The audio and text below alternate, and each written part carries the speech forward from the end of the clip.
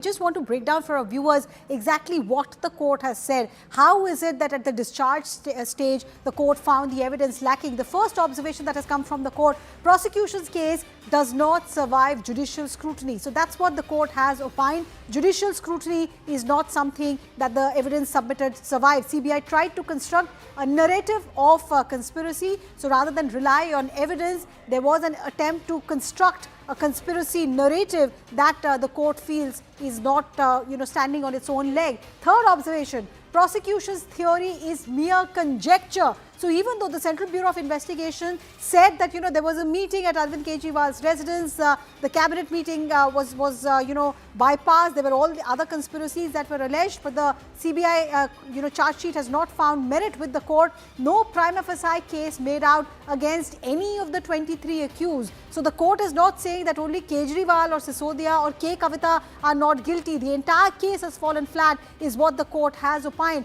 Fifth observation, CBI can't be relying on statement of approvers. The court has dwelled into this aspect in a lot of detail, saying you have to have more supporting evidence. You can't rely just on the statement of approvers. Next observation, will order departmental inquiry against CBI officials. That's even more damaging. The court is not just dismissing the CBI charge sheet. It is going on to say that the CBI officials who are responsible for filing this charge sheet, they must be acted against as well. Clearly, the court feels that, this was part of a larger conspiracy.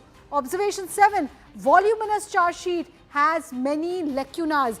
It's a very, very detailed order, almost running into 600 pages. Usually at the stage of discharge, you don't see such a detailed order, but that's what the court has said, that the charge sheet has many, gaps which the CBI has failed to fill up. Charges not supported by any witness or statement. Again, very interesting observation from the court there, because the CBI has time and again said that they have enough evidence and enough approvers as well to show how this conspiracy was hatched, how meetings happened in hotel rooms here in Delhi, also down south, but the court rejecting all of those. Kejriwal implicated without any cogent material.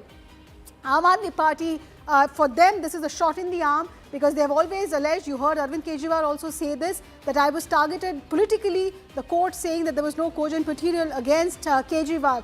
CBI failed to make prima facie case against Manish Sisodia. So both for Arvind Kejriwal and for Manish Sisodia, the court has observed that there is not enough material that CBI has managed to produce.